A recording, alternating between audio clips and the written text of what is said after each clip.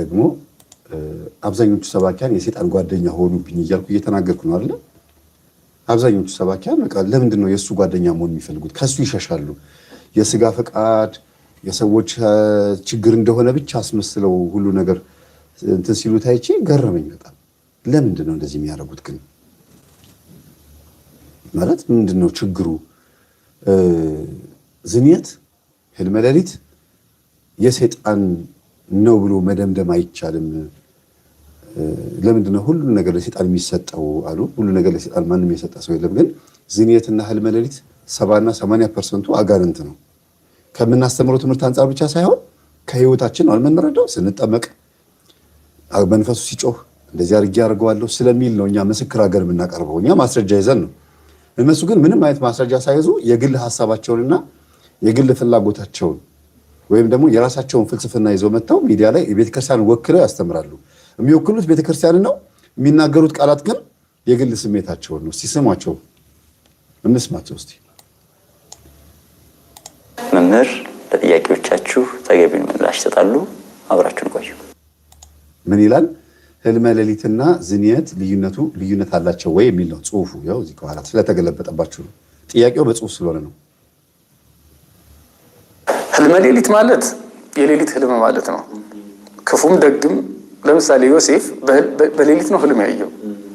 ማስተራዊ መልአከ እግዚአብሔር በህልም ሌሊት ነው የሚለው። ዮሴፍ ወደ ስደት እንዲሄድ ወይም ደግሞ ድንግል ማርያምን ከልጇ ጋር ወደ ግብጽ ምድር ይዟት እንዲሄድ ወደ ምድረ አፍሪካ እንዲያመጣት የእግዚአብሔር መልአክ ባይ ዘ ዌይ ይሄንን ትምህርት ማምጣት የፈለኩት ዛሬ ከሶስቱ ከተማርናቸው የስንክሳር አባቶች ጋር የሚገናኝ ስለሆነ ነው። እሺ አብሮ የሚሄድ ነው። ፈተናው የዝሙት አይደለ? ሶስቱም አባቶች የተፈተኑት ከዛ ጋር ስለሚገናኝ ነው ይሄን ዛሬ ያመጣሁት። ያየው በህልም ነው። ህልመ ሌሊት ይባላል። ይሄ ዮሴፍ ከወንድሞቹ የተሻለ ጸጋ እንደሚያይ እግዚአብሔር የነገረው በህልም ነው። ህልመ ሌሊት ይባላል። ይሄ ህልመ ሌሊት ማለት የሌሊት ህልም ማለት ነው። ነገር ግን ህልመ ሌሊት ቅድም እንዳለው ነው። መጥፎም አለው በጎም አለው።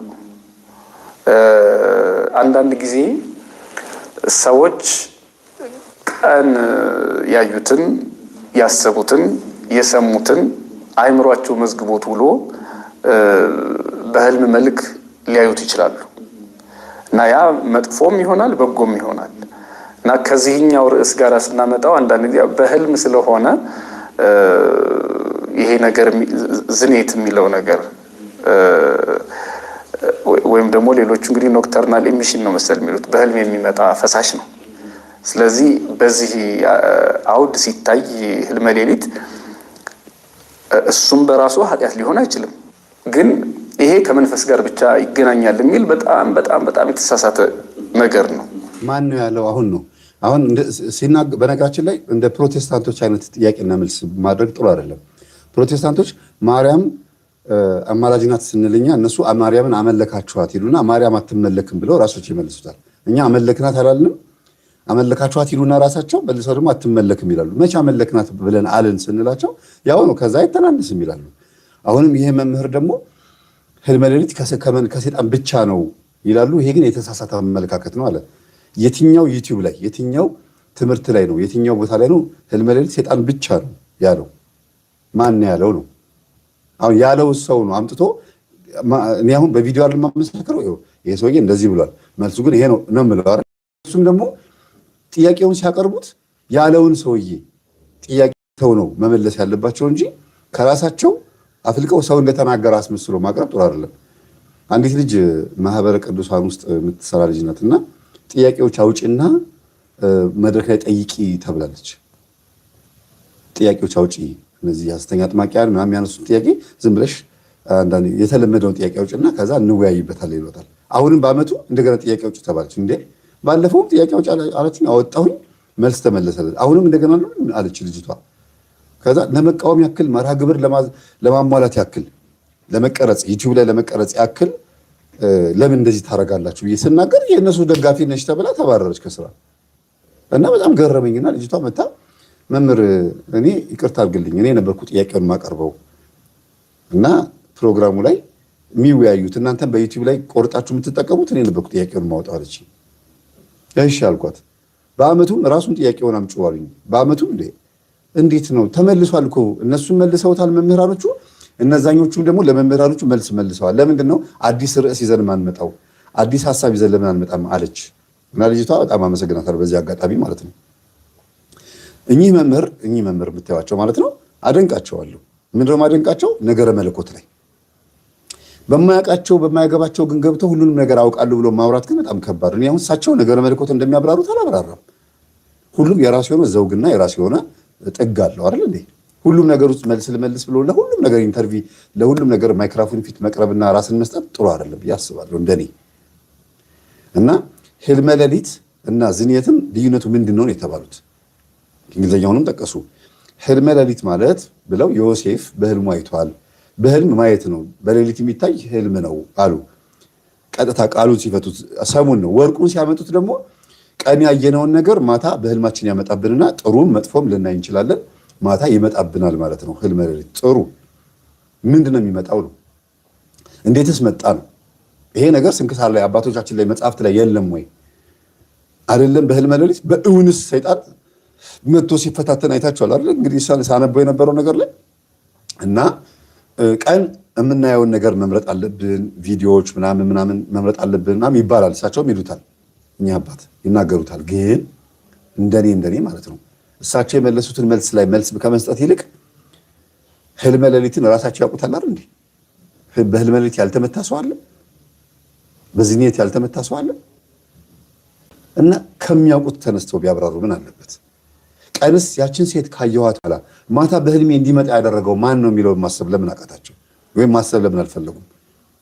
ተፈጥሯችን ነው። ቀን ያየናት ሴት ማታ መታ ዘራችንን ታስፈስሰናለች። ለምን ቀን እንዳየናት ዘራችን አይፈስም? ለምን ማታ መጣች? እዛው እንዳየናት ለምንድን ነው እንደዚህ ያልሆነ? በእርግጥ እንደዚህ የሚያደርጋቸው ሰዎች አሉ። ማታ ለምን ትመጣለች? እኔ ልተኛ ለአርፍ ነው የተኛሁት። ቀን አይኔ ካሜራ ነው ማለት ነው፣ ፎቶ አንስቷታል። ከዛ ማታ ስትመጣ ያን ሚሞሪው አምጥቶ ይከስታትና ከእሷ ጋር ዝሙት ስፈጽም አስቡት። ቀን ያየኋት ስትስቅ ሊሆን ይችላል፣ ስትጫወት ስትሰራ ሊሆን ይችላል። ምኗን አይቼ ነው ማታ በህልም የመጣብኝ? ለምን ማታ እርቃኗ መጣች? ለምን ዘሬን የሚያስፈስስ አክሽን ይዛ መጣች? ምንድን ነው ጥበቡ? የሰይጣኑ ጥበብ ህልመ ሌሊት እንዲመታኝ ወይም ደግሞ ዝንየት እንዲመታኝ ሆና ለምን መጣች በህልሜ? ይሄን ነው ማሰብ ያለባችሁ። ተፈጥሮ ራሱን የሚያክምበት ምናልባት አሁን እኛ ሙያዊ እንዳናረገው እንጂ ባለሙያ ደግሞ ቢናገረው ተፈጥሮ ራሱን የሚያደላድልበት መንገድም ጭምር ነው። ምን ማለት ነው? ለምሳሌ ወንዶች በትዳርም ሆነው ወይም ደግሞ ያለ ትዳር እየኖሩ ራሳቸውን በንጽህና ጠብቀው የሚኖሩ ከሆነ ይሄ ነገር የመከሰቱ እድል በጣም ግልጽ ነው። ማለት ህልመ ሌሊት በህልማቸው ይሄ ነገር ሊፈጠር ይችላል። ይሄ ማለት ተፈጥሮ ራሱን የሚጠግንበት አካሄድ ነው። ምንም ነገር አይደለም። አያችሁ፣ ይሄ ማለት እንግዲህ ችግር የለውም ይፍሰስ ነው። ሁለት ችግር አለ ዘራችን በከንቱ በመፍሰሱ። አንደኛ በድንግልና ተወስነው ከሴት ርቀው ከወንድም ርቀው ወይም ደግሞ በድንግልና እስካገባ ድረስ ብለው ተወስነው የሚቀመጡ ሰዎች ይመጣባቸዋል አለ እኮ። በድንግልና መቀመጥ ስለፈለጉ ቀን ግን ያዩዋትን ሴት ወይም ያየችውን ወንድ ምን ብላ አስበዋል? ተመኝተዋለች። በምን ተመኘችው? በዝሙት። ወይኔ እንደው ድንግልናዬ ይፈርስብኛል እንጂ አብሬው በተኛው ብላ አሰበች። ወይም ደግሞ ድንግልናዬ ይሄድብኛል እንጂ አብሬያት በተኛው ይላል። ዲያቆንም ሊሆን ይችላል። ስለዚህ በነገራችን ላይ ዲያቆን ሴት ከገላ ላይ ሄዶ ካልነካት በስተቀር ድንግልናው አልፈረሰም ተብሎ የሚታሰበው አይደል? ግን ለወሲብ ሲፈጽምስ በእጁ ሀፍረተ ስጋውን ነክቶ ዘሩን ካፈሰሰ ድቁናው ፈርሷል አልፈረሰም? አያችሁ፣ ፍላጎት ነው። የሴቷን አካል አገኘም አላገኘም እጁን የሴት ብልት ቅርጽ አስመስሎ ዘሩን ካፈሰሰ፣ ምራቅ ሳሙና ተጠቅሞ ዘሩን ካፈሰሰ ሴቷን እንዳገኛት አድርጎ ነው ያሰበው። ለዚህ እኮ ነው ቅዱስ ያሬድ ዓይን ይጹም፣ እጅ ይጹም፣ እግር ይጹም ወይም ደግሞ አፍ ይጹም፣ ጆሮ ይጹም ያለው ለምንድን ነው? ፍላጎትን ነው። ምኞት ኃጢአትን ትወላለች፣ ኃጢአትም ደግሞ ሞትን ትወላለች ያለው መጀመሪያ ያያት አመነዘረባት ነው ያለው ክርስቶስ። ሙሴ አታመንዝር አለ፣ እኔ ግን እላችኋለሁ አጠነክረዋለሁ አለና ያያት የተመኛትም አመነዘረባት ብዬ አጠነክርኩት አለ። ስለዚህ ዲያቆኑ ሀፍረተ ስጋውን እየነካካ ዘሩን ካፈሰሰ አንዲትን ሴት በህሊናው እያሰበ ነው ማለት ነው ዘሩን ያፈሰሰው። ስለዚህ ድንግል ነው አለ ወይስ የለም ያጠያይቃል። እሺ ወደ እንትኑ እንምጣ፣ ወደ ተክሊል ጋብቻውም እንምጣ። በዚህ ልክ ነው የሚታየው ድንግል ሆኖ ያገባ ያላገባ በሚለው ውስጥ ማለት ነው። ሌላ ደግሞ እንምጣ። በህልሙ ያቺ ሴት መታ ዘሩን ካስፈሰሰችው ቀን ምን ብሎ አስቧት ነበር ማለት ነው። አያችሁ። ስለዚህ ቀን አብሬያት በተኛው ይበልም የዛች ሴት መንፈስ ደግሞ ራሷ ለምሳሌ እኔ በሆን ማለት ነው እኔ በራሴ ልመስል እንዴ የሆነች ሴት እኔን አየችኝ፣ ተመኘችኝ። ከዛ የእሷ የዝሙት መንፈስ እኔ ላይ መጥቶ ገባ። ከዛ ማታ ስተኛ የእሷ የዝሙት መንፈስ መጥቶ እኔን ዘሬን አስፈሰሰኝ። ይሄ ሰይጣን አይደለም? ይሄ ስንክሳር ላይ የለም? አመጣላችኋለሁ። ጉድ ነው፣ ብዙ ነው የምታዩት። ዘሬን አስፈሰሰኝ እንበል። ከዛ ጠዋት ስነሳስ ኃጢአተኛ ነኝ አይደለሁም? ልክ ነው፣ ኃጢአተኛ አይደለሁም። እሳቸው እንዳሉት እንደተናገሩት ማለት ነው። ላፕቶፕ እዚህ ጋር ስለሆነ ነው እንደዚህ የምላችሁ። እሺ። እና አዎ ኃጢአተኛ አይደለም ይሄ ሰው። ኃጢአተኛ ነኝ ብሎ ንስሐ እንዲገባበት አይደለም፣ ግን ቀን አይኑን ክፉ ከማየት መቆጠብ አለበት፣ መከልከል አለበት በሚለው ነው እንጂ መሄድ ያለብን። ይሄ ነገር ችግር የለውም፣ ደግሞ ተፈጥሯዊ ነገር ነው። ዘሩ እንዲያውም እንኳንም ፈሰሰ አይነት ነገር እንኳን አነጋገራቸው። ያ ማለት በህልሙ ባይፈስ ኖሮ በእውን በተግባር ይፈጽመው ነበረ። ስለዚህ ማስተንፈሻ ነው አይነት ነገር ነው አባባላቸው። እንደዛ ከዛ በህልም የመጣውን ደግሞ በእውን ደግሞ ያደርጓል። አንዳንድ ጊዜ ህልመ ሌሊት በሚፈሰኝ ሰዓት ሁላችንም ይሄ ግልጽ ነው የማወራው። ባይነጋችን ላይ ምንም መተፋፈር አያስፈልግም። እንደዚህ ስለማወራ ነው የምንግባባው ብዬ አስባለሁ። እና የሆነ ጊዜ ላስታውሳለሁ፣ ቆየት ብሏል በጣም ማለት ገና ስለመናፍስት ውጊያ ከማወቂ በፊት ማለት ነው። ልክ ልነቃ አካባቢ ማለት ነው ከባድ የወሲብ ስሜት የዝሙት ስሜት ተሰምቶኝ ዘር የፈሰሰ የግልጽ ነው የምነግራችሁ። እና ስነሳ በጣም ተሸማቅቄ ነው የተነሳሁት። የእውነት እንዳደረግኩት አድርጎ ነው የተሰማኝ። አጠገቤ የተኛች ሴት ያለች እስኪመስለኝ ድረስ። ይህችኑ መንፈስ ደግሞ መምህር ግርማ ጋር ስትያዝ ቅዳሜ ተይዛ እሁድ ነው ትሸኛለች የተባለችው። ለምን ቤት በደንብ ሰግጄ ቀጥቅጬ ምናምን የቀረ ካለ ተሰብስበው እንዲመጡ ስለተፈለገ ነው። ከዛ ማታውኑ ስሰግድ ስጸልይ አንቺ ነበርሽ ህልሜን የምታስፈስሽኝ አይነጥላ ስል እናሳ ትለኛለች በውስጥ በኩል በደምብ እና ዘርህን በህልመ ሌሊት በማስፈሰስ ሰውነትህን ጎዳው ነበር ያለችው። ህልመ ሌሊት ያላየ ሰው ስለሌለ ነው ይሄን ያለ እፍረት የምነግራችሁ። ህልመ ሌሊት ያላየ ሰው የለም፣ ግልጽ ነው የምነግራችሁ። እና ህልመ ሌሊት ዘር ሲፈስ ወይም ዝንየት ሲመታን ማለት ነው ጉልበታችን ይንቀጫቀጫል። ልክ ግሎሲብ እንደሚፈጽሙ ሰዎች ማለት ነው። ከዚህ ነገር ግሎሲብ ከሚፈጽሙ ሰዎች እግዚአብሔር ያድናቸው። በእውነት ዘራችን በየጊዜው በፈሰሰ ቁጥር ማለት ነው ጉልበታችን ኃይል ያንሰዋል፣ ወገባችን ኃይል ያንሰዋል። የማስታወስ አቅማችን በጣም እየወረደ ነው የሚመጣው። የማስተዋል አቅማችን በጣም እየወረደ ነው የሚመጣው። እንደገና ብዙ መንገድ ብዙ ርቀት መሄድ አንችልም። ድካም ይሰማናል።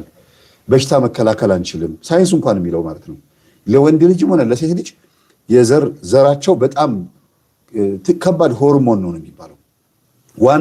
ዋና ፕሮቲን ነው የሚባለው። በተለይ ለወንድ ልጅ ጉልበቱ ነው የሚባለው። ይህንን አስቡት። በሳምንት ግሎሲብ የሚፈጽም ከሆነ ህልመ ሌሊት የሚመታው ከሆነ በየጊዜው በቃ ሰውነቱ ምን ነው የምታደርገው? ዜሮ ነው የምታስገባው ማለት ነው። እና ይሄን ዝም ብሎ ይፍሰስ ይባላል? ተፈጥሮ ነው ይባላል? እኔ ነበርኩ ዘርን ማስፈሰስ ስትለኝ ቶሎ እንድትወጣልኝ ነው የተመኘሁት። እግዚአብሔርን እሷ ከወጣች በኋላ ነው ሰውነት የመለስ ያለው ኃይል ያገኘሁት። እና አንዳንድ ጊዜ ሰይጣን ራሱ መጥቶ አይደለም ይመታል። አካላችን ውስጥ ወይም ሰውነታችን ውስጥ የትኛውን ፕሮቲን ወስዶ የትኛውን አካላችን ጨጓራችን እንዴት አድርጎ ጎድቶ የትኛውን ነገራችን አበላሽቶ እኛን እንደሚጎዳ ያውቀዋል ማለት ነው። ልክ ሴቶችን ቅድም እንዳልኳችሁ ቆንጆ ሴት ላይ አድሮ መጥቶ መነኩሴውን ሊፈትን እንደሚመጣው ሁሉ እኛንም አጠገባችን ባለ ነገር ነው ሊፈትንን ማለት ነው። ለምንድን ነው ሽሽቱ? ልክ እሳቸው ዝንየቴ እንዳላዩ ወይም ደግሞ ህልመ ሌሊት እንዳልነካቸው አድርጎ ነገሩን አጠገባቸው እንዳልደረስ አድርጎ ለምን ይወራል? ስለዚህ አንዳንዴ ከባድ ነው። እንደዚህ ተፈጥሮ ነው እና ጥሩ ነው አይባልም። በሌላ መልኩ ግን ቅድም አሁን እንደተነሳው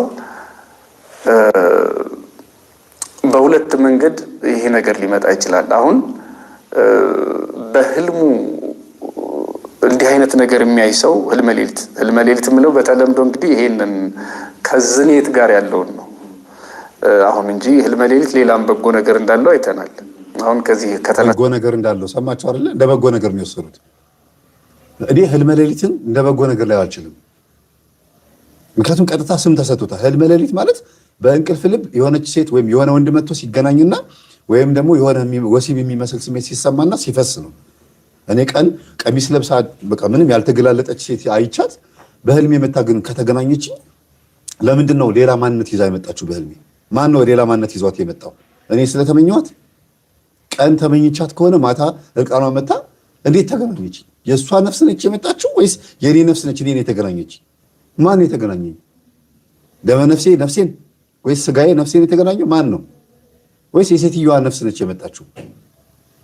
ስለዚህ ሰዎች እንትን በነፍሳቸው መዘዋወር ይችላሉ። ቤቷ ተኝታ ነፍሷ እኔ ጋር መታ መገናኘት ትችላለች ማለት ነው። ልጅቷ ሳታቅ፣ ሴትዮዋ ሳታቅ ወይም ሰውየው ሳያቅ ነፍሳቶች ምናምን እየተመላለሱ ያፈሳሉ ማለት ነው።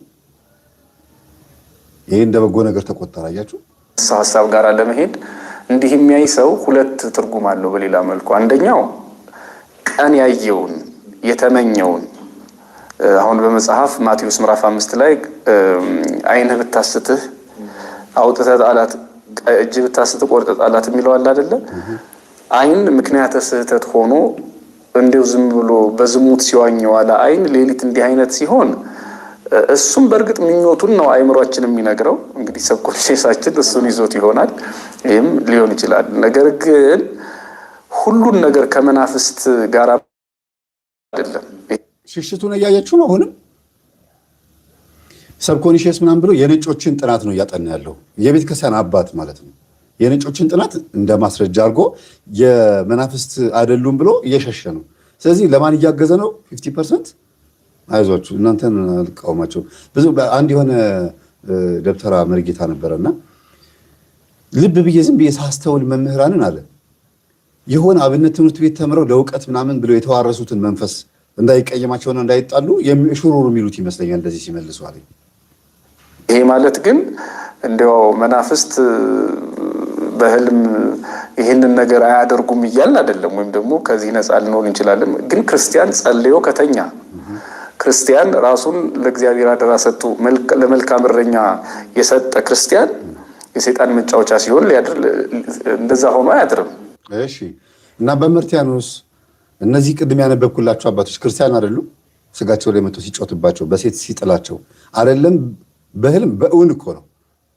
በህልም እሺ ሳናቀው ተኝተን መጥተው ተከመረብን አላየንም እንላለን። በእውንስ ሂጂ ከዚህ ማለት ሲችሉ ራቄልኝ ከዚህ ሲሉ ያታለለ ሰይጣን እንዴት አድርጎ እንደጣላቸው አይታችኋል። ለምንድን ነው? ቆይ በህልም ሌሊት ከሴት ጋር ከማደርና በእውን በሴት ከመፈተን የቱ ይበልጣል? የትኛው ከባድ ኃጢአት ነው? ወይም የትኛውን ፈተና ነው አባቶች መቋቋም የማይችሉት? በህልም ሌሊት መጥቶ የዛሬ 4 ቀን ነው ምን አልኳችሁ? የበቃው አባት አይምሮ ላይ መጥቶ አይምሮ ውስጥ ገብቶ አቅጣጫ እስኪያስቀይረው ድረስ እንግዲህ ክርስቲያን ነው። እሳቸው ምንድን ያሉት? ክርስቲያን እንዴት ሰይጣን አብሮት ያድራል? አንድ ሰው ከጾመ ከጸለየ ምናምን አለ። ኧረ አይደለም፣ መጾም መጸለይ አይደለም። በገዳም በብህትውና ያሉ አባቶች እየተጋደሉት እንኳን መጥቶ ጭንቅላታቸው ውስጥ ገብቶ አቅጣጫ አስቀይሮ ሴት ጋር እንዲተኙ አድርጎ እንዲጸጸቱ እንዲያለቅሱ አድርጎ ራሳቸው እንዲያጠፉ ያደርጋቸዋል። እግዚአብሔር ያስንሳቸዋል እንጂ። ስለዚህ ክርስቲያን እንደዚህ ማለት የለበትም ብለውኛ አባት ይህ መምህር ሲናገር የበቁ አባቶች ወይም ደግሞ መናንያን አባቶች ስንክሳር ውስጥ ያሉ አባቶች ክርስቲያን አይደሉም ማለት ነው። በዛ ልክ የተፈተኑት ክርስቲያን ራሱን ለእግዚአብሔር አደራ ሰጥቶ ለመልካም እረኛ የሰጠ ክርስቲያን የሰይጣን መጫወቻ ሲሆን ሊያድር እንደዛ ሆኖ አያድርም። ነገር ግን ብዙ ጊዜ ህልመ ሌሊትን ከርኩሳን መናፍስት ጋር ማገናኘት ነገር አለ። እሱ ምናልባት በራሳችን ጥፋት ራሳችን ስንቃዥ ያመጣ ነው። ሁለት ነገር ነው እንዳልኩት፣ አንደኛ የተፈጥሮ ራሱ ተፈጥሮ ምንም ሳንሆን በራሱ ጊዜ ውስጣችን ያለ ነው ይሄ ነገር። በነገራችን ላይ ሴቶች እንዳልኩት ሙያዊ እንዳይሆንብኝ ማብራሪያ ማለት ከመጽሐፍ ቅዱስ ወጥቶ ማለት ነው። ሴቶች ሲወለዱ ጀምሮ እስከ 40ዎቹ መጨረሻ አካባቢ ድረስ የሚቆይ እንግዲህ ይሄ ለምሳሌ በተለምዶ የወር አበባ እያለ የምንጠራው ነገር እንዳለ ሁሉ ወንዶች ደግሞ እስከ ዕለተ ሞታችን ድረስ እንዲሁ እየበዛ እየተባዛ የሚቀጥል ከሴቶች በተለየ ሁኔታ አለ። ይሄ እንግዲህ ይሄ ፈሳሽ በራሱ ጊዜ ሲበዛ እንግዲህ ተፈጥሮ ራሱን የሚጠግንበት ራሱን የሚያስተካክልበት ሲስተም ነው እና ሰማችሁ? ተፈጥሮ ራሱን ምን የሚልበት ሲስተም ነው አሉ። ራሱን የሚያድንበት ራሱን የሚያስጠጋበት ሲስተም ነው። ስሙ በራሱ ጊዜ ሲበዛ እንግዲህ ተፈጥሮ ራሱን የሚጠግንበት ራሱን የሚያስተካክልበት ሲስተም ነው። አንድ አባት ምን አሉኝ፣ ደብተራ ናቸው። በህልመ ሌሊት በጣም አስጨነቀኝ እያለ የሚመጣ አንድ ልጅ ነበራቸው። ንስሐ ልጃቸው ማለት ነው። ልጄ ከሴት በጣም ስለራክ ዘርህ ስለበዛ እየቀነሰልህ ነው። ዘር ሲበዛ እኮ ያሰክራል። ስለዚህ ተወው፣ ችግር የለውም የሚሳሳሉት እና እንደዛማ ከሆነ ለምን እኔ ራሴ በደንብ አልቀንሰውም ማለት በህልሜ እየመጣ ከሚያበሰብሰኝ ፓንቲንግ 10 ጊዜ ከማጠብ አለና ራሱ ግሎ ሲብ ጀመረ እና ንስሐ አባቴ ነው ግሎ ሲብ ያስጀመሩኛል። በራሱ ትርጉም ተሳስቶ ማለት ነው። እሳቸው የተናገሩትን ነገር ንግግራቸውም ትክክል አይደለም፣ በትክክል ባልሆነ አቅጣጫቸውም ደግሞ አበላሹት። በጣም ነው የሚገርመው። እንዴ ተፈጥሮ ራስን የሚያስተካክልበት ሲስተም ነው። ወደ ሳይንስ ውስጥ ወደ ፍልስፍና ውስጥ አልሄደም። እስቲ ከተጠየቀው ጥያቄ ጀምሮ እስካሁን ወደ ስንት ደቂቃ 4 ደቂቃ ነው ምናምን አውርቷል።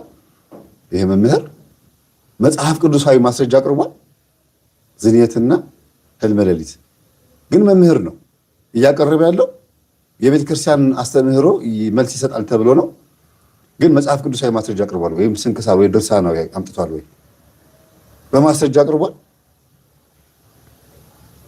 በጣም የሚገርም ነገር ነው። ዘርን በከንቱ ማፍሰስ ያስቀስፋል። እንዲሁም አንዳንድ ጊዜ በግለ ወሲብ ማለት ነው። ግብረ አውናን የሚባል አለ። ግለ ወሲብ ወይም ደግሞ ማስተርቤሽን የሚባለው ግብረ አውናን ይባላል በመጽሐፍ ቅዱስ። አውናን የሚባል ሰው ዘሩን በከንቱ መሬት ላይ ስላፈሰሰ እግዚአብሔር አልጋ ላይ ቀሰፈው ይላል። ዘሩን ከሴት ሀፍረተ ስጋ አውጥቶ ካንቺም አልጸንስም ካንቺም አላረግዝም ብሎ ዘሩን መሬት ላይ አፈሰሰ ይላል። ከዛ እግዚአብሔር እዛው ወገቡን መታው ቀሰፈው ይላል። ዛሬ ወገቡህን አላለህም፣ እግዚአብሔር አልቀሰፈህም። ግን ዘርህን ባፈሰስክ በኮንዶም ጠቅልለህ በጣልከው ዘርህን ባፈሰስከው ጊዜ ልክ ገንዘብህን፣ ጤንነትህን፣ ህይወትህን፣ ኑሮህን እስቲ በዚህ ኑሮህ ወገብህን አልመታህም? ሰላምህን በማሳጣት እግዚአብሔር ወገብህን አልመታህም? የግዴታ የሆነ መቅሰፍት መጥቶ ወገብህን እንዲመታ ነው የምትፈልገው? አምኖንስ ግብረ አውናንስ አውናን የሚባለውስ እዛው አልጋ ላይ እግዚአብሔር ቀሰፈው ይላል። ዛሬ በአዲስ ኪዳን ላይ ደግሞ የተቀሰፈው ትውልዱ በኑሮ ነው፣ በህይወት ነው። ስለዚህ ዘርን ማፍሰስ በህልምም ይሁን በእውን ዘርን ማፍሰስ ጥሩ አይደለም፣ ተገቢ አይደለም። ከማህፀን ውጭ ዘር አይፈስም፣ በከንቱ ዘር አይፈስም። እንዲያውም በተፈጥሮ ባልና ሚስት በሚተኙበት ሰዓት የፖስት ፒል ማለት ወይም ደግሞ የእርግዝና መከላከያ ሊሆን ይችላል። ማንኛውም የሚቀበረው አሁን ሳይንስ ያመጣው ከመምጣቱ በፊት የሴት ልጅ የወር አበባ መጥቶ ከሄደ በኋላ ከ10 ቀን በኋላና ሊመጣ 10 ቀን ሲቀረው ያለው መሀል ላይ ያለው 10 ቀን ባልና ሚስት ደስ ብሏቸው የሚያሳልፉት ቀን ነው። አታረግዝም በዛ ጊዜ ውስጥ። ስለዚህ ዘሩን ውጪ እንዳያፈስ በዛች 10 ቀን ውስጥ ኃጢአት ሆኖ እንዳይቆጠርበት ነው። በዛች 10 ቀን ውስጥ ከሚስቱ ጋር ደስ ብሎት ያድራል።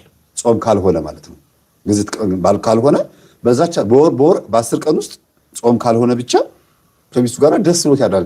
ማህፀኗ ውስጥም ዘሩን እንኳን ቢያፈስም እንኳን እንደ ኃጢአት ሆኖ አይቆጠርበትም። ለምን? ከውጭ አላፈሰሰውም። ዘር የማን ነው? እግዚአብሔር ነው። ስለዚህ በጣም ከባድ ነው ዘር ሲፈስ። እንዲያውም በከንቱ እየፈሰሰ ነው ብሎ ማሰብ።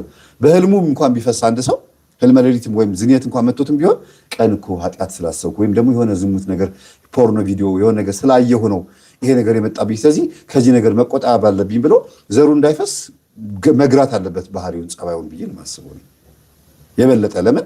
በከንቱ ራሱም ይጎዳል፣ አስተሳሰቡ እየቀነሰ ነው የመጣው። ዘሩ በፈሰሰ ቁጥር አይምሮ ይቀነጭራል፣ አርቆ ማሰብ አይችልም። እና ይሄ አንዱ ነው ብያለሁ። ሌላው ግን ቅድም እንዳልኩት ሰው በመቅበዝበዝ በማየት በመስማት አሁን ደግሞ ስልኮች አሉ፣ ኢንተርኔት አለ። በዚህ ምክንያት ያመጣውን የራሱን ጦስ ሰይጣን ራሱ ቢሰማ ይስቅበታል። አያችሁ አሁን ምን እያደረገ ነው? ሰው ፈልጎ ነው ሞባይል ላይ ቪዲዮ ዝሙት ቪዲዮ የሚያየው ምን የሚለውና እንዴት ነው ሰይጣንን ከጥፋት ኒውትራል ለማድረግ ከጥፋት ለማራቅ። ጥፋት ያን ያክል አያጠፋም እኮ። እንዲያውም ሰው በጥፋት ሰይጣንን ይበልጠዋል። ለኃጢአቶች ሁሉ ተጠያቂ ሰይጣን መሆን የለበትም አይነት ነገር ነው እየተናገሩ ያሉት። ቅዱስ ጳውሎስ ምን አለ? መጽሐፍ ቅዱስ ትንሿን ስልክ አምጪልኝ ከዛ ውስጥ እና ቅዱስ ጳውሎስ ምን አለ? ማድረግ የምፈልገውን ነገር ማድረግ አልቻልኩም፣ የማልፈልገውን ነገር ደግሞ አደርጋለሁ እና እኔ አይደለሁም ይሄን የማደርገው በውስጤ የሚያድር ኃጢአት ነው እንጂ አለ። በስጋዬ መልካም ነገር እንደማይኖር አውቃለሁ አለ። በስጋዬ መልካም ነገር እንደማይኖር አውቃለሁ። የቆሮንቶስ አንደኛ ቆሮንቶስ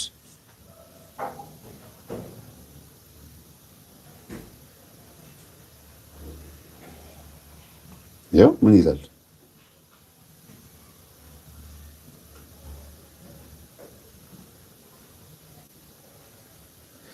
አይደለም የሮሜ ነው ሲቀጣ፣ ይሄ ሮሜ ላይ ነው። ሮሜ 7 ላይ እንዲህ ይላል ከቁጥር 18 ጀምሮ ሮሜ 7 ከቁጥር 18 ጀምሮ ከ15 ጀምሮ ሊው የማደርገውን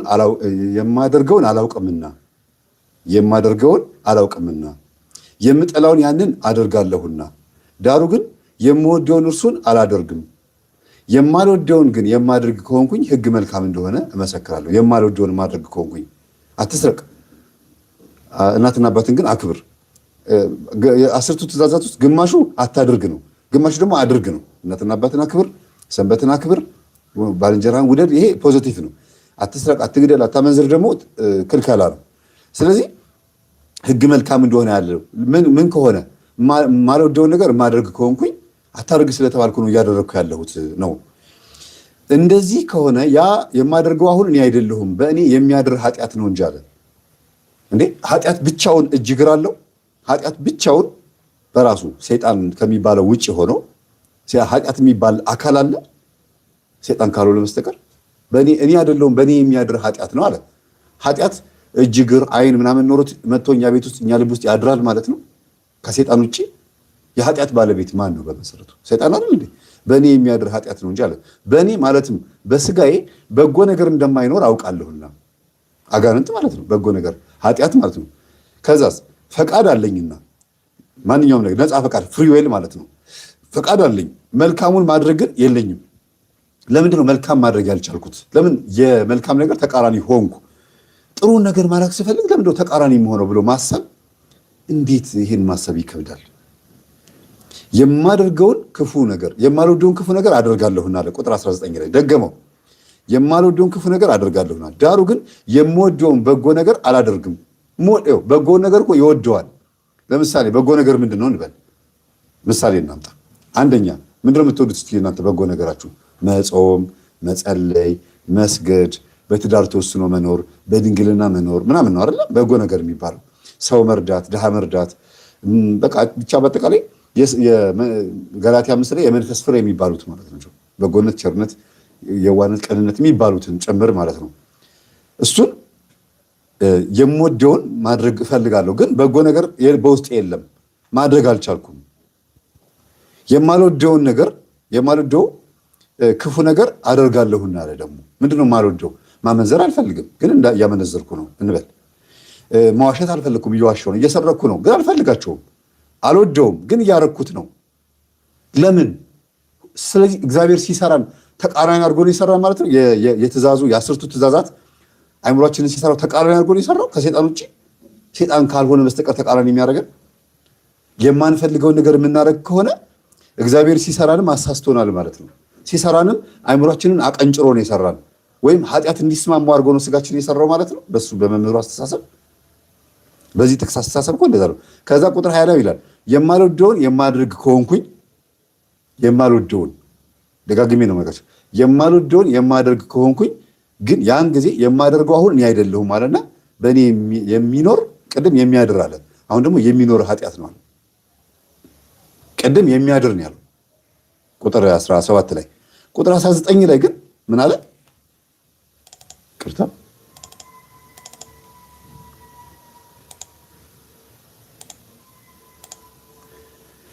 ቁጥር 20 ላይ ግን ምን አለ? የሚኖር አለ። ቅድም የሚያድር ነበር ያለው፣ አንድ ጊዜ ነው ማደር አይደለ? 2 ጊዜም 3 ጊዜ። ይሄ ግን የሚኖር ማለት ግን ኃጢአት ሁል ጊዜ እኛ ውስጥ ሳንፈልገው ይኖራል። ማን ነው ይዞት የሚኖረው?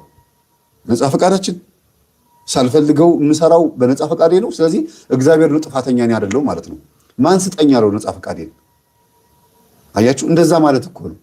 ነፃ ፈቃዴ ለምን ሰጠኝ? የምወድቅበት የምሰናከልበት ከሆነ በነፃ ፈቃዴ ተጠቅሜ ስለምጾም ስለምጸልይ ሁለት ምርጫ ሊሰጠኝ ነው ነገሩ።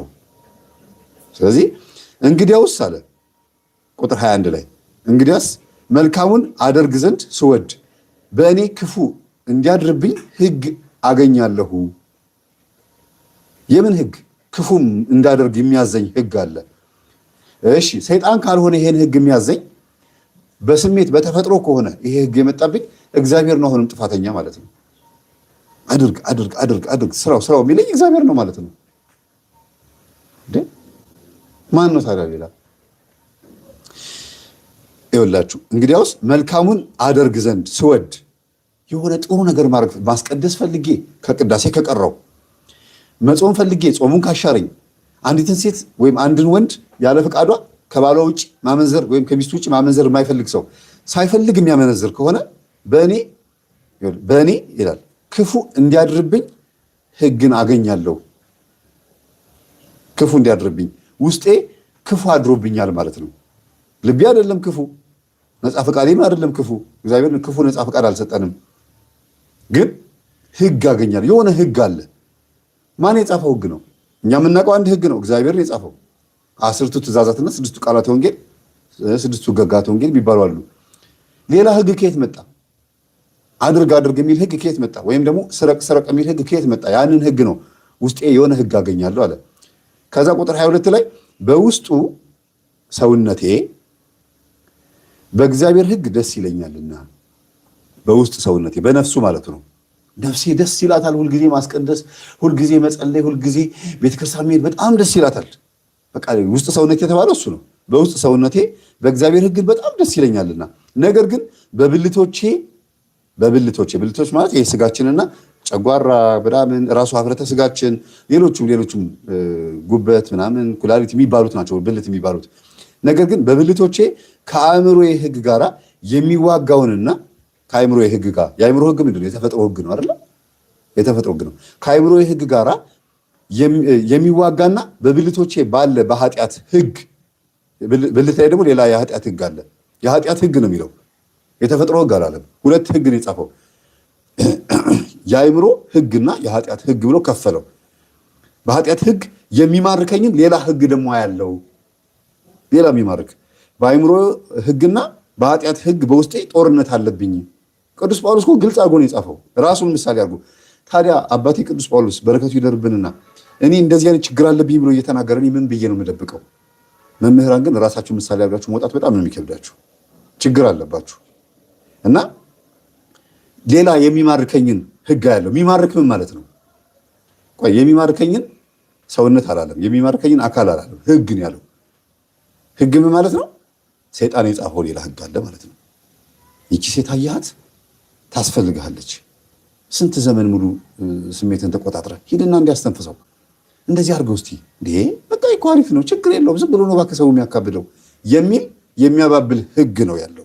የኃጢአት ሕግ ማለት ይሄ ነው አያለው። የሚማርከኝን ያለው ማራኪ ነው የኃጢአት ሕግ። እኔ አለ ቁጥር 24 ላይ እኔ ሮሜ 7:24 ላይ ነው እኔ ምንኛ ጎስቋላ ሰው ነኝ። ስጋውን እኮ ነው ጎስቋላ ሰው ነኝ። ለዚህ ሞት ከተሰጠ ሰውነት ማን ያድነኛል? ለዚህ ሞት ከተሰጠ ሰውነት ምንድነው አለው? ሞት አለው። ምኑን? እሳቸው እኚህ መምህር ተፈጥሮ ነው ያሉትን። ለዚህ ሞት ከተሰጠ ሰውነት ማን ያድነኛል? ማድረግም እኔ አሁን በእንቅልፍ ልቤ ህልመ ሌሊት እንዲፈሰኝ አልፈልግም። ለምን ይፈሰኛል? ለምን ዝንየት ይመታኛል? ሳልፈልግ ለምንድን ነው ይሄ ነገር የሚመጣብኝ ብሎ መጠየቅ ነው እኮ።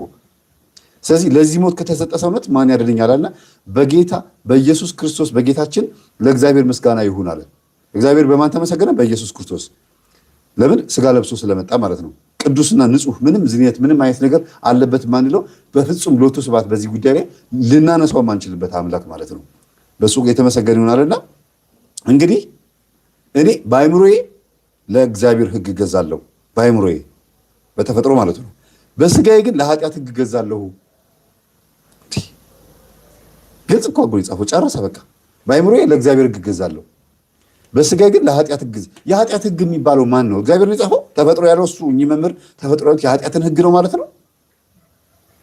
እና ዝንየት ወይም ደግሞ ህልመ ሌሊት ሲባል ማስቆም እንደሚቻል ግን አይቻለሁ። ለምሳሌ ነበረብኝ አሁን የለም ስላገባው ነው አይደለም። ወይም ደግሞ እንደው የሆነ ሳይንሳዊ በሆነ መንገድ ሕክምና አግኝቼ ነው አይደለም። አጋንንት ከኔ ከወጣ በኋላ የለም ህልመ ሌሊት፣ ዝንየት የለም። ይህንንም ማሰብ ስለማልፈልግ በሌላ ነገር ፕሮሰስድ አልሆንም። ይሄ ፊልሙን የማየት ምናምን ለዚህ ነገር የሚጋብዝ ነገር ውስጥም አልገባም። ይሄ ማለት ግን እኔ ጻድቅ ነኝ ማለት አይደለም። የምፈተንበት የራሴ ፈተና ደግሞ ይኖረኛል። የራሴ ፈተና ማለት ነው፣ እንደ ሰው ማለት ነው። ይሄ የለም ማለት እኔ ንጹህ ነኝ ማለት አይደለም። ስለዚህ በአንድም በሌላ መንገድ መምህሩ ተፈጥሮ ነው ያሉት ነገር የኃጢአት ሕግ ሆኖ መጣ ማለት ነው። እግዚአብሔርን ወንጀለኛ የሚያስብል ሆነ። ምክንያቱም እይታችን ያመጣው ነው፣ መስማታችን ያመጣው ነው። ቀን ስንሰበስበውና ስናየው ከዋልነው ነገር የሚመጣ ነው ያ ስሜት። ስለዚህ ሁለት ነገሮች አሉ። አንደኛ ከተፈጥሮ፣ ሁለተኛ ውጫዊው ነገራችን፣ ሶስተኛው ነው ምናልባት ሰይጣናዊ ሊሆን የሚችል ከሆነ ኧረ በስላሴ ስም ምናልባት ሶስተኛው ነው ከሰይጣን ሊመጣ የሚችለው። በስላሴ ስም የዚህን ያክል ሰይጣንን ከኛ ህይወት ውስጥ አውጥቶ ለጥፋቶች ሁሉ ተጠያቂ ሰው እንዲሆን ካደረጉ እኛን የፈጠረን አምላክ ነው ጥፋተኛ ማለት ነው ብዬ ነው የማስበው። እንዴት ሰው በዚህ ልክ ለሰይጣን ይወግናል? እናንተ ትናንትና የሚያቀረብኩትን አይታችኋል። በዚህ ልክ ቤተሰቦች አያሳዝንም? ምናልባት አሉ ምናልባት እንዴ የከተማው ህዝብ ጻድቅ ነው ማለት ነው። መናንያን አባቶች ኃጢአተኞች ናቸው ማለት ነው።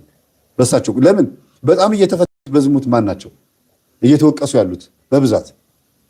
ከተማው ውስጥ አንደኛው ነው። በቃ በትዳርም በምን ተጨመላልቆበታል። አባቶች በመናኔ ህይወት ውስጥ ያሉት አባቶች፣ በየትኛውም ቦታ ላይ ያሉት አባቶች ኢቭን ካህን ሆነው እንኳን ራሱ የንስሐ ልጆቻቸው ጋር ሄደው የሚወድቁ አባቶች ሁሉ እኮ አሉ። በዝሙት ኃጢአት ማለት ነው። መስቀል የያዙ አባቶች ስንቶቹ እናውቃለን። እንግዲህ ከባቴ አበሳ ኃጢአታችንን ሸፍኖልን ዝም ስለምንል ማን ስለሆንን እኛ የሰው ኃጢአት እናጋልጣለን ብለን ነው እንጂ ብዙ ችግር እኮ አለ። እና ምናልባት ሰይጣን ህልመ ሌሊት ሊያመጣ ይችላል። የኃጢአቶች ሁሉ ተጠያቂ ሰው ነው እንዴ? ቅዱሳን ምን አጥፍተው ነው ታዲያ ሰይጣን በሰው ተመስሎ በምን ተመስሎ እንደዛ መከራቸውን የሚያሳያቸው? ቤተሰቦቼ ኧረ ወይኔ! በዚህ ልክ መምህራን፣ በዚህ ልክ ሰይጣን የሚውጣውን ፈልጎ ዲያብሎስ ይላል እንደሚያገሳ አንበሳ በዙሪያችሁ ይሽከረከራል የተባለው ለምንድን ነው? መቼም ፋታ ስለማይሰጣል፣ እረፍት ስለማይሰጥ። ቅድም ራሱ ያነበብኩት ስንክሳር ምን ይላል? መቼም ቢሆን አልተውህም፣ እፋልምሃለሁ፣ እዋጋሃለሁ፣ በጦር እዋጋሃለሁ ያለው። ጦርነትን እገጥምብሃለሁ፣ አመጣብሃለሁ፣ መቼም ቢሆን አልተውህም ያለው። እንዴት ታዲያ? እሱ ምንድነው? አንዳንድ ጊዜ መንፈሳዊ ጉዳዮቻችንን ለማሰናከል ፈተና ሆኖ ሊመጣ ይችላል። መድኃኒታችን ኢየሱስ ክርስቶስን ገዳመ ቆሮንቶስ ሄዶ ክርስቶስን እንደፈተነው ሰይጣን ማለት ነው። ልክ እንደዛ አንዳንድ ጊዜ እንደዚህ አይነት ፈተናዎች ሊመጡ ይችላሉ። አንዳንድ ጊዜ የለም ሰው ላይ አሁን አጋንንት የለም። በቃ በሱ ቤት በአዳም ልኮ የሚያመልክ የለም ምናምን፣ በቃ ሁሉ ጻድቅ ነው፣ ሁሉም ሰጋጅ ነው። አንዳንዴ ነው ሰይጣን የሚፈትነው አይደል? የለብንም አይደል? ወይኔ ራሳቸውን በምን አይነት አጥር ውስጥ አጥረውት እንደኖሩ ድንገት ወደ ሚዲያ ብቅ ሲሉ የሆነ የጎደለ ነገር እንዳለ ያስታውቃል አይደል? በቤተ ክርስቲያናችን ውስጥ የሆነ የተነቃነቀ ጥርስ አለ። የሆነ በጣፋጭ ምግብ ምክንያት የተነሳ የተቦረቦረ ጥርስ እንቅልፍ ይነሳል አይደል? መነቀል ያለበት አይደል? የሆነ የጎደለ ነገር አለ የሚጎረብጥ። ጫማ ቆንጆ ጫማ አድርጋችሁ አስፋልቱ ውሃ ሆኖ ስትሄዱ ከስር እግራችሁ ሲበሰብስ አይሰማችሁ? ጫማው ቀዳዳ ሆኖ በካልሲ በኩል ሲበሰብስ ገና መንገድ እየሄዳችሁ እያለ ከላይ ሲታይ እኮ አሪፍ ነው። ከስር ግን በቀዳዳ በስንጥቆ በኩል ገብቶ ሲያበሰብሰው የሆነ የጎደለ ነገር አለ ቤተ ክርስቲያናችን ውስጥ። ከላይ መልካም የሚመስል ነገር። ገዳመ ቆሮንቶስ ኢየሱስ ክርስቶስ የተፈተነው ሳይፈልግ ነው ማለት ነው።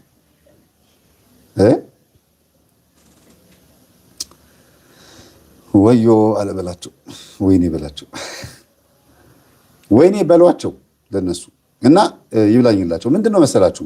ኢየሱስ ክርስቶስ በገዳመ ቆሮንቶስ የተፈተነው ፈልጎ ነው። ምን ማለት ነው? ተፈትኖ ኢየሱስ እንደሚያሸንፍ ሊያሳየን ነው። ዳግማዊ አዳም አይደል ኢየሱስ ክርስቶስ ወደ ሰገነት ላይ አወጣው። እስቲ ራስህን ከዚህ ፎቅ ላይ ወርውር አለው። ሂድ አንተ ሰይጣን እግዚአብሔር አምላክን አትፈታተነው ተብሎ ተጽፏል አለው። ይሄን ድንጋይ ዳቦ አድርግ አለው። አይ ሰው በእንጀራና በምናምን ብቻ አይኖርም በእግዚአብሔር ቃልም ይኖራል ብሎ መለሰለት። እንደዚህ ብለን እንድንመልስ ነው ራሱን ፈቅዶ ሰይጣን እንዲፈትነው የሄደለት። አሁን ለምሳሌ ወደ ተራራ ወሰደው ሲል ሰይጣን እጁን ይዞ አይደለም የወሰደው። የሰይጣንን ፈቃድ ክርስቶስ ቀድሞ ያውቀዋል። ወደዚህ ተራራ ቢወጣልኝና ራሱን ቢፈጠፍጥልኝ እኮ እንደዚህ ብዬ እህለው ነበር ሲል ሄደለት ክርስቶስ እንጂ አውርተው አይደለም። እንደዚህ ቁጭ ብሎ ኮንቨርስ አድርገው አይደለም። ከዛ ወደ ተራራ ወሰደው ሲባል እንደዛማ ከሆነ ኢየሱስ ለሰይጣን ታዛዥ ሆነ ማለት ነው። ተገዥ ሆነ ያስብልብናል። እንዴት ይሆናል እንደዛ? በጣም የሚያሳዝነው ቤተሰቦቼ።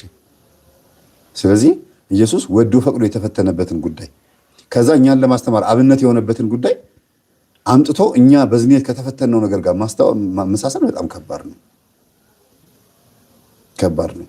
አብነትነቱ ምንድን ነው ሲባል እሱ መቼም እንደማይሸነፍ ነው አይደል ክርስቶስ። እኛ ግን እየተሸነፍን እየወደቅን እንደምንነሳ ነው የሚያሳየው። አንዳንዴ ያለ እኮ መምህሩ ሰምታችሁታል።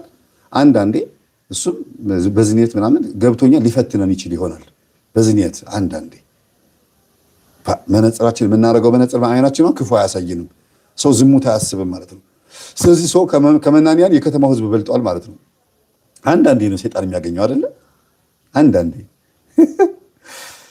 አንዳንዴ አብሮ እየኖረ እንዲያውም እንደዚህ የሚል ሰው ውስጥ ደግሞ በጣም ብዙ ችግር አለ ማለት ነው። በጣም ብዙ ከበር እያደረገለት ነው። አቃቤ ሕግና ጠበቃ ታውቃላችሁ? አቃቤ ሕግ ማለት ለከሳሽ የሚቆም ማለት ነው። ጠበቃ ደግሞ ለተከሳሽ የሚቆም ነው። እና ተከሳሽ እንዳይታሰር ወይም ደግሞ ከተረታ እስር ቤት እንዳይገባ ጠበቃ የባጤ ቆጡን እየቀበጣጠረ ነፃ ሊያወጣው ይሞክራል ማለት ነው። እኔ በመምህራን አንደበት ውስጥ ለማን ጥብቅና እንደሚቆሙ ሳስበው፣ ማንን ነፃ ሊያወጡ እንደሆነ ሳስበው በጣም እደነግጣለሁ። ስጋን ነው? እግዚአብሔርን እየወነጀሉ ነው? ሰውን ነፃ እያወጡ ነው? ክርስቲያን ዝም ብሎ በቃ አሁን ቤተክርስቲያን ስለተመላለሰ ነጠላ ስለለበሰ ምናምን በቃ ሰላማዊ ነው አይደለ? ያለበትን ችግር እንዲያው የሚያውቀው ህዝቡ ነው። እርግጠኛ ነኝ እኚህ መምህር የምክር አገልግሎት ጀምረው ቢሮ ከፍተው የእኛ ተማሪዎች እሳቸው ጋር ሄደው ያለባቸውን ችግር ቢነግሯቸው አቅጣጫ ይቀይራሉ። ጸበል ቦታ ሄደው ኢንተርቪው ቢያደርጉ የምክር አገልግሎት ቢሰጡ እስቲ ዝኔት እንደዚህ ወይም ደግሞ እንደዚህ ችግር ይሄ ምንድነው ብሎ ቢጠይቁ ተማሪዎቻችን የሚመልሱላቸውን ቢሰሙ እርግጠኛ ነኝ ያስተሳሰብ እንትናቸውን ይቀይራሉ እያስባለሁ። እንደው ዝም ብሎ ከቤት ከአብነት ትምህርት ቤት ወደ ቤት ከቤት ደግሞ ወደ ቤተክርስቲያን ከቅዳሴ ከቤት ብቻ በቃ ሌላ ነገር አያውቁም እኮ ማለት ነው። እነዚህ ሰዎች ምንም አይነት እንትን ውስጥ ገብተው ሪሰርች የማያደርጉም ማለት ነው። እግዚአብሔር እንኳንም አጋንንት አድሮብኝ እንዳውቀው አደረከኝ፣ እንድነቃ አደረከኝ ነው የምለው። ሁልጊዜ ሰባኪ ሆኜ መምህር ሆኜ ቤተክርስቲያን ሂድና አስተምር ሁሩ ወምሃሩ ብላ አሰልጠና ስትልከኝ ይሄ ሰውን ይሄንን ትምህርት እንዳስተምር ስለፈቀደልኝ አምላኬ በጣም ነው የማመሰግነው። ዋና የሚባለውን ነገር ነው እያስተማርኩ ያለሁት። ከዚያ ውጭ ግን እንደው እያንዳንዱን ህልመ ሌሊት ወይም ዝኔት ከመናፍስትና ከርኩስ አጋንንት ጋር መስጠት በጣም ትክክል አይደለም። በእርግጥ ቅድም እንዳሏት በእኛ ደግሞ ራሄሎ የሚሏት ነገር አለች፣ ወንዶች ላይ ማለት ነው። ስሙ ራሄሎ የምትባል በእኛ ደግሞ አሉ አይደለ? በማን በእኛ በማን ያሉት? በእኛ ያሉት። ስሙ በደንብ ራሄሎ የሚሏት ደግሞ አለች፣ በወንዶች ላይ የምታድር ሴት ዛር መንፈስ። ያውቋታል፣ በደንብ ይታወቃሉ። ያቺ ራሄሎ መጽሐፍ ሁሉ አላት። በነገራችን ላይ ራሄሎን ለመዋረስ እንደ ውዳሴ ማርያም አንድ ትልቅ መጽሐፍ አላት። አንዳንድ ስልብ የሆኑ ሰዎች ምናምን ወይም ደግሞ ሴት ጋር መሄድ ያልቻሉ በብዙ ምክንያት፣ ያው ይሄ ነው ብዬ መናገር ይከብደኛል። በብዙ ምክንያት ሴት ጋር መሄድ ያልቻሉ ወንዶች ራሄሎን ነይ ብለው አስገብተው ሚስት አድርገው ላያቸው ላይ የሚያነግሱ ሰዎች አሉ። ደጋግመው ግን እየተናገረ ያለው ምንድነው? ሁሉ ነገር ለሰይጣን መስጠት ተገቢ አይደለም ማለት። ሁሉ ነገር ለሰይጣን የሰጠ ሰው ካለ አምጡና አሳዩን ነው እኛ ያልን ያለ ነው። እንዲያውም እኔ ብዙ ጊዜ በምታውቀው በምንድነው ሁሉ ነገር ሰይጣን ነው አትበሉ። እንዲያውም ምሳሌ እየመሰልኩላቸው አንድ ሴትዮ ጫማቸውን በሞሪያ ወልውለው ድመት መታ ጫማቸውን ስታሸት ይቺ የጎረቤት የነገረኛ ሴትዮ ድመት መታ ጫማዬን የምታሸተው ምን አባቷ ሆና ነው ብሎ ሲሉ፣ አረ ማዘር የጫማውትን በምንድን ነው የወለወሉት ስላቸው፣ ወይ ጉድ ስጋ በነካው ወጥ ነው የወለወልኩት፣ ወጥ በነካው ጨርቅ ነው ጫማዬን የወለወልኩት። ለካ ድመቷ የሸተታት ስጋው ነው። የጎረቤት ድመት ስለመጣች ያቺ ጎረቤት ሴትዮ ደግሞ የእሳቸው ጸበኛ ስለሆነች በቃ ድመቷን ድግምት አስደግማ ላከችብኝ ብሎ የሚያስቡት እና ልጆቻቸው በጣም ነው የሳቁት። አረ ማዘርዬ ሁሉ ነገር አጋንንት ነው ብሎ አያስቡ ብዬ አስተምሪያቸውን የመጣሁት። ስለዚህ ማን ያለው ሁሉ ነገር ከአጋንንት ጋር ያገናኙ ማን ነው? አሁን ስለ ራሄሎ እንቀጥል። በቃ እሷ ናት እንደዚህ የምታደርገው፣ እሷ ናት እንዲህ ይሄ በጣም የተሳሳተ። እኛ እኮ የክርስቶስ ማደሪያ ነን አይደል? መጀመሪያ ፈስ ያለበት እዚህ ላይ አይችልም መሰለኝ።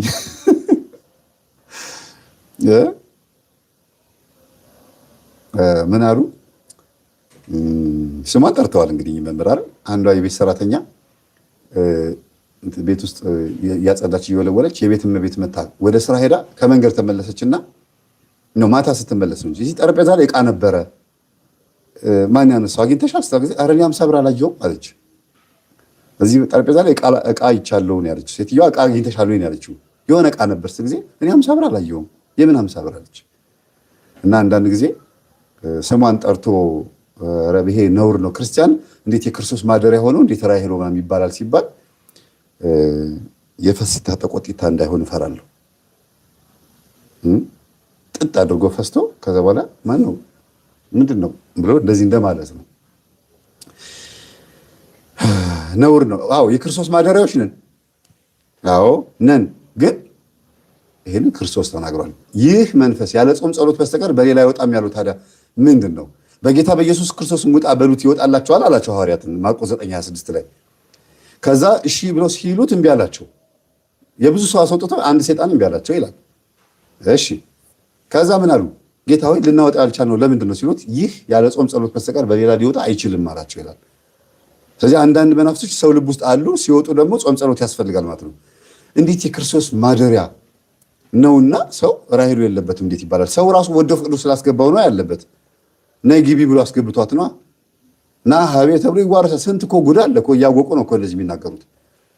ይሄ ከበር ማድረግ የቤተክርስቲያን ውስጥ ያለውን ቤተክርስቲያን ማትፈቅደውን ቆሻሻ የሆነውን ነገር ከበር ለማድረግ ሚዲያ ላይ መውጣት ማለት ከመንግስት ምርጫ ሲደርስ ካድሬ ሆኖ መጥቶ የሆነ ዲፕሎማት የሆነ አካሄድ ከመሄድ ውጭ የሚያተናንስ ነገር። አሁን የምን ዲፕሎማት እየሆኑ የአጋንንት ዲፕሎማት እየሆኑ ነው።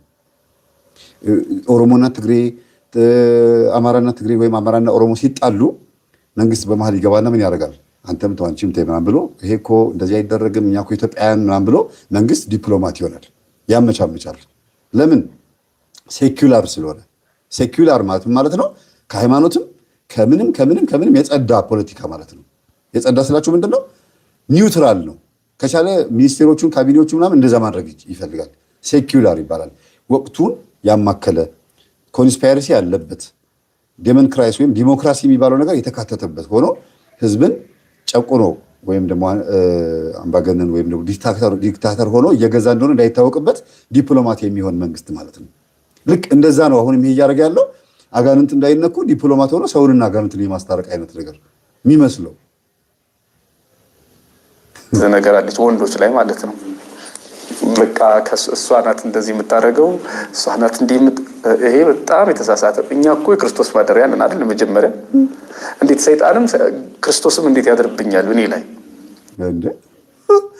ኧረ በስላሴ ማርያምን የመናፍስት ውጊያ ስልት በፍጹም ይሄን ሰውዬ ገና አልገባውም ይመስለኛል።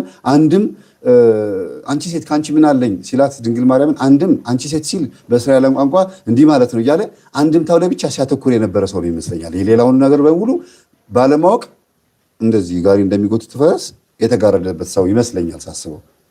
ማንበብ ይጠበቅባቸዋል ብዬ አስባለሁ። ከቆሎ ትምህርት ቤት የሚወጡ ከአብነት ትምህርት ቤት ቴዎሎጂ ገብተው የሚወጡ ሰዎች የሆነ ያላወቁት የጎደለባቸው ነገር አለ። ፈጽሞ ከንግግራቸው አፍ ሲከፈት የልብ ሆድ ይታወቃል የሚባለው። እስቲ እናንተ አሁን የእኛን ትምህርት የምታዳምጡ ሰዎች ብዙ ታሪክ ነግራቸዋለሁ ከስንክሳር ከመጽሐፍ ቅዱስና ከተለያዩ አባቶች መጽሐፍት። ይሄ ሰውዬ እኚህ መምህር የሚናገሩት ነገር ስትሰሙት እኔ ዋህ ናቸው ሞኝ ናቸው እኚህ ሰውዬ ነው የምትሉት አይደለ? ሰው እንዴት ክርስቶስን መንፈስም እንዴት ያድርበታል? ቅዱስ ጳውሎስ የተናገረውን ቅድምን ስሙት። እንደገናም ደግሞ ጴጥሮስ ምን አለ? ጌታ ሆይ አትሰቀልብን፣ ጌታ ሆይ አትሙትብን እያለ ከኋላ ሲከተለው ሂድ አንተ ሰይጣን የሰውን እንጂ የእግዚአብሔርን አታስብም ምናምን ያለው ከጌታ ኋላ እየተከተለ አይደል እንዴ? ሰይጣን አድሮበት ይለፈልፍ ነበረ። የጌታን ስጋና ደም እየተቀበለ ይሁዳ ሰይጣን ገባበታል የሚለው እና አንዳንድ ጊዜ በጣም ከባድ ነው። የእግዚአብሔር መንፈስ በውስጣችን ሊታዘበንም ያደፍጣል። ስራውን አቆማል እኮ የበረከት ስራውን በምናስበው አስተሳሰብ በጎደል አስተሳሰባችን ግን ሊታዘብ ይቀመጣል። ፈጽሞ ትቶን ሃይማኖታችን እስካልከዳን ድረስ ፈጽሞ ትቶን አይሄድምና ኃጢአት ከሆነ ንስሐ እንገባበታለን። ሃይማኖት ልክ ስንከዳ ነው መንፈስ ቅዱስ ብድግ የሚለው እና ሰው ክርስቶስን እያመለከ ማተብ አስሮ ኃጢአት ስለሚሰራ አይደል ሃይማኖቱን የሚቀይረው። ኃጢአት ንስሐ አባት ጋር መተው ንስሐ የሚገባው ጸበል ቦታ ላይ የሚጠመቀው ምን እያደረገ ነው? ስጋው ደግሞ የሚቀበሉ ሰዎች የሚጠመቁ አላያችሁ? ስጋው ደግሞ እየተቀበሉ አጋንንትም እየጮህባቸው ሁለት ነገር ነው አይደል አንድ ሰው ላይ ያለው። ታዲያ ይሄ ምንድን ነው?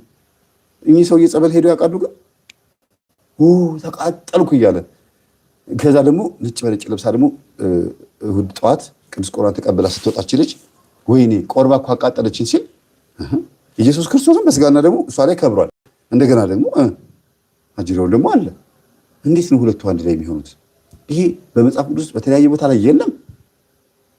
ይሄንን በምሳሌ አድርጎ መጽሐፈ መሳፍንት ምዕራፍ 1 ቁጥር 19 ላይ መጽሐፈ መሳፍንት ወደኋላ ከሙሴ መጽሐፍቶች ቀጥሎ የተጻፈው መጽሐፍ ማለት ነው። ይሁዳ የሚባለው ዘር ነገድ ማለት ነው ተራራማውን ሀገር ኤፍሬምን ሀገር አሸነፈ፣ ወይም ተራራማውን ሀገር አሸነፈ በጦርነት ማለት ነው። ያ ነገድ ልክ አማራ፣ ኦሮሞ ወይም ትግሬ ብላችሁ አስቡት። እሺ ኤፍሬም ማን ነው? ይሁዳ ሲል አንድ ሰው ማለት አይደለም። ይሁዳ ሲል ይሁዳውያን ማለት ነው። አሸነፈ፣ ተራራማውን ሀገር አሸነፈ። በሸለቆ ያሉትን ግን ሊያሸንፍ አልቻለም። ምክንያቱም ብረት ልብስ የለበሱ ናቸው ጦረኞቹ። ሲጀምር ግን ምን ብሎ ነው የሚጀምረው? ከይሁዳ ጋር እግዚአብሔር ነበረ ነው የሚለው። እግዚአብሔር ከይሁዳ ጋር ነበረ፣ ጦርነቱን አሸነፈ፣ ተራራማውን ሀገር አሸነፈና በሸለቆ ያሉትን ግን ሊያሸንፍ አልቻለም ይላል። እግዚአብሔር ከይሁዳ ጋር ከነበረ ወይም ከዛ ነገድ ጋር ከዛ ህዝብ ጋር ለምሳሌ እንበልና ከአዲስ አበባ ህዝብ ጋር እንበለው። አዲስ አበባ የሁሉም ብሔር ቅልቅል ስለሆነች የሆነ ብሔር ስጠራ ችግር እንዳይፈጠር ብዬ ነው። ከአዲስ አበባ ህዝብ ጋር እግዚአብሔር ነበረ፣ የሆነን ጦርነት አሸነፉ። ግን በዋሻና በሸለቆ ውስጥ ያሉትን ህዝቦች ማሸነፍ አልቻሉም። እግዚአብሔር በዋሻ ውስጥ መግባት ያቅተዋል ማለት ነው? ሸለቆ ውስጥ መግባት ያቅተዋል ማለት ነው? አብሮ ከነበረ እግዚአብሔር ከይሁዳ ጋር ሁሉንም ያሉትን ማሸነፍ ነበረበት ይሁዳ ማለት ነው። ለምን? እግዚአብሔር አብሮት ነው ያለው። ይህ በእኛ ህይወት ውስጥ እንደ ምሳሌ ሆኖ የቀረበ ነው። ሸለቆ የተባለው በልባችን ያለ የልማድ ኃጢአት አጋንንት ናቸው፣ አብረው የተወለዱት ናቸው። ወይም ዛር የሚባለው መንፈስ ነው። ብረት ለበስ ነበሩ ይላል። መቼም ኃጢአትን እንደዚህ ሊለው አይችልም። ብረት ለበስ ነበሩና ሊያሸንፋቸው አልቻለም። እነዛኞቹስ ብረት ለበስ አልነበሩም ማለት ነው። እግዚአብሔር ስለዚህ ብረት ለበሶችን ይፈራል ማለት ነው። እሺ ሙት ወቃሽ ያርግንና ለማንኛውም መጽሐፍ ቅዱስ ውስጥ ያሉትን አባቶቻችንን ስንክሳር ውስጥ ያሉ አባቶቻችን ድል አድርገው ታልፈዋል። የወደቁም የተሸነፉም አሉ፣ ወድቀው የከዱም አሉ። ከመጽሐፍ ቅዱሱ ከዴማስ ጀምሮ እስከ አዋልድ መጽሐፍቶች ውስጥ እስካሉ አባቶች በሙሉ ማለት ነው። አንድ ቤት እኮ ቤትነቱ ለአንድ ነው ወይ ለአንድ ነው ማለት ለአንድ አባወራ ለአንድ ቤተሰብ ነው እንጂ የሆነ ሌላ ድርብርብ እንትን እዚህ ውስጥ እንዴት ይኖራል? እንዴ ሰው ኮንዶሚኒየም እንኳን ያው ተከፋፍሎ ነው አይደል? እንዴ በብሎክ እኛ ደግሞ ክርስቶስ አብ ወልድ መንፈስ ቅዱስ የሚያድሩብን የክርስቶስ መቅደስ ነን መጽሐፍ ቅዱስ እንደሚናገረው እና የክርስቶስ ቤተ መቅደስ ከሆነ በኋላ ሰይጣን እኛ ላይ አድሮ እንዴት ይህን ያህል ስልጣን እንሰጠዋለን? ሲጀመር በዚህ ደረጃ ለአጋንንት ስልጣን መስጠት የለብንም። እሺ እንግዲህ እስካሁን ጥቅስ አላየንም። የመጽሐፍ ቅዱስ ጥቅስም የአባቶችም ማጣቀሻ ማመሳከሪያም አላየንም። ባይቀርቡ ይሄ ኢንተርቪው ግን ቢቀርባቸው ይሻል ነበረ። እኚህ መምህር እውነት ባይመጡ ይሻላቸው ነበር። አልተዘጋጁበትም። ድንገት ነው። እስቲ አባት መምህር እስቲ አንድ የወጥች ኢንተርቪው እናርግ ምናምን የስብከተ ዘዴ ትምህርት ስንማር በቴዎሎጂ ደረጃ የትኛው መምህር ሳይዘጋጅ ማስታወሻ ሳይዝ መድረክ ላይ እንዳይወጣ ይከለከላል። ሳይዘጋጅ ሊያውም የመጽሐፍ ቅዱሱ ማነው የትምህርቱ ርዕስ መሆን ያለበት ከአራቱ ወንጌላውያን መካከል አንዱ ነው ጥቅስ መሆን ያለበት። ከዛ በኋላ የፈለገውን ጥቅስ መጥቀስ ይችላል፣ ከብሉይ ኪዳን፣ ከአዲስ ኪዳን፣ ከስንክሳር እና ዝግጅት የሌለው ትምህርት እንደዚህ ያስገምታል። አንድ ቤት ለአንድ አባወራ ብቻ ነው ማደሪያ የሆነው። አዎ ነው፣ ግን ደባል አለ። በስጋዬ መልካም ነገር እንደማይሆን አለው አለ ቅዱስ ጳውሎስ ሲናገር። ኧረ በጣም ብዙ ቦታ ላይ አጋንንት ያደረባቸው በጣም ብዙ አባቶች ከተባሉት ውስጥ አይደለም ከምዕመን ደረጃ እንዴ በጣም ብዙ ታሪክ እኮ መጥቀስ ይቻላል። ይሄንን ነገር እውነት ሳያውቁት ቀርተው ነው የሚመምር። አዎ ለአንድ ቤት አንድ አባወራ ነው የሚያስፈልገው። ግን ደግሞ ደባል አለ። ደግሞ ደባል የሚባል ነገርም አለ። ሙሽማ የሚባልም ነገር አለ። ይገርማል። ብዙ መጥቀስ እየቻልን ብዙ መነጋገር እየቻልን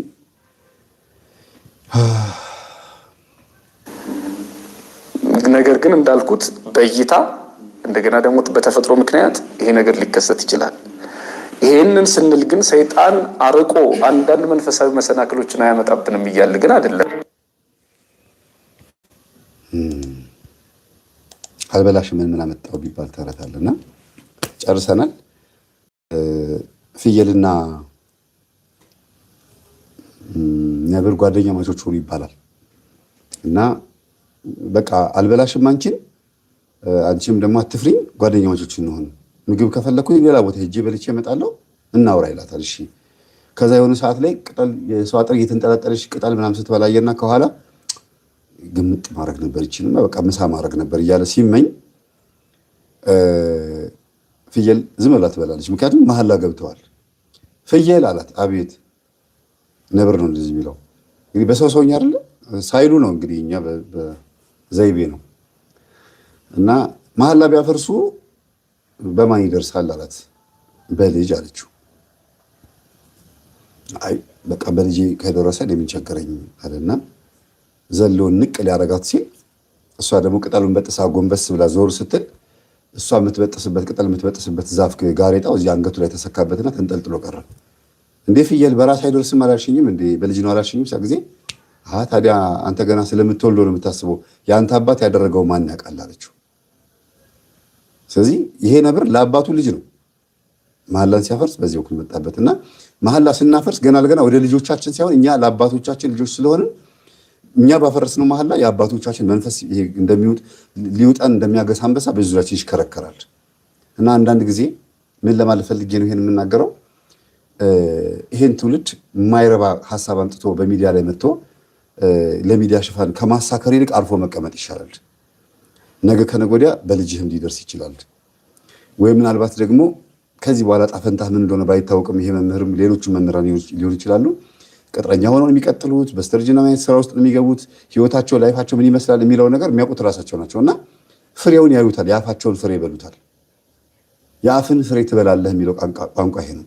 ግን ስለ ጸበልተኛም ሳያውቁ ስለ መናፍስትም በቂ መረጃ ሳይኖራቸው የታመሙ ሰዎች የተቸገሩ ህይወታቸው ላይ መከራቸውን እያዩ ያሉ ሰዎችን ህይወት ገና ሳይመረምሩትና ሳያውቁት መጥቶ በሚዲያ ላይ ዝም ብሎ ማውራት አስፈላጊ አይደለም። ቪዲዮን ቆርጬው ነው እንጂ ከዚህ በኋላ ብዙ የሚያወሩት ነገር አለ።